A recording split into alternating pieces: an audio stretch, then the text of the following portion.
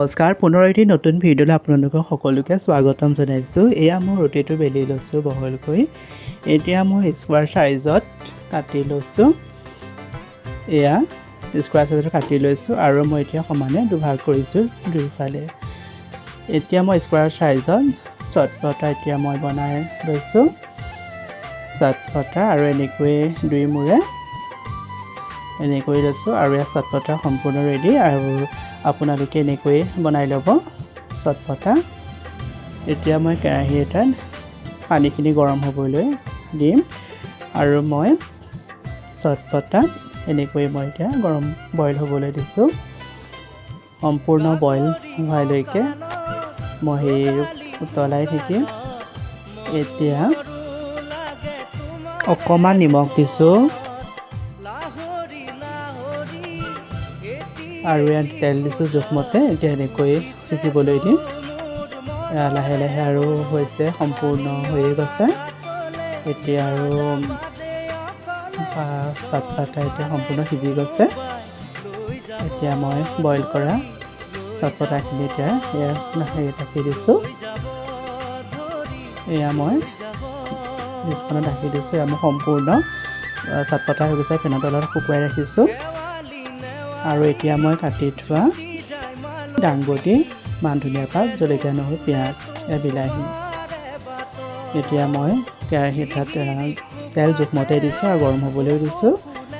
আৰু মই এতিয়া মিডিয়াম চাইজৰ পিঁয়াজ 2-3টা এনেকৈ মিহি কুটি দি দিছোঁ। এতিয়া এনেকৈ মই ভাজি থাকিম, প্ৰায় ৰঙচুৱা হোৱালৈকে ভাজি থাকিম। আৰু মই কাটি থোৱা জলকীয়া, নহৰু দি দিছোঁ। এনেকৈ মই লৰাই থাকিম। এয়া মই কাটি থোৱা বিলাহী দিছোঁ, 2-3টামান মিডিয়াম চাইজৰ মিহিকৈ কুটি দিছোঁ। আৰু সোৱাদ অনুসৰি নিমখ দিছোঁ।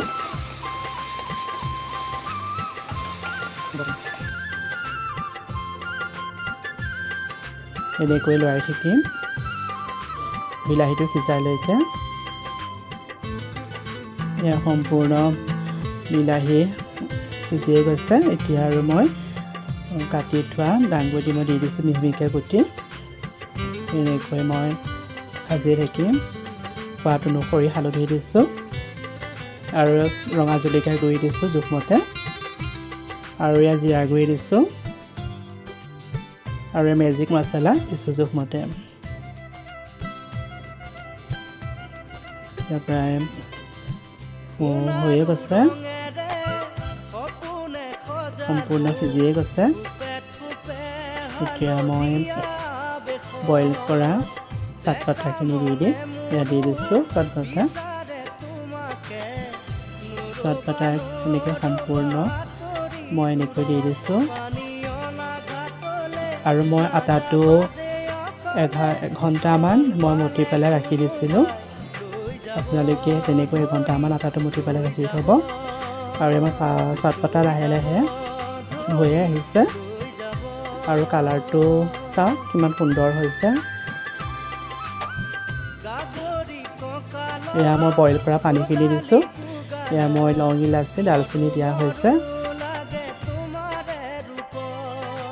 এয়া চাওক ইমান ধুনীয়া হৈছে আৰু পূৰা একদম গ্ৰেভি হৈ গৈছে।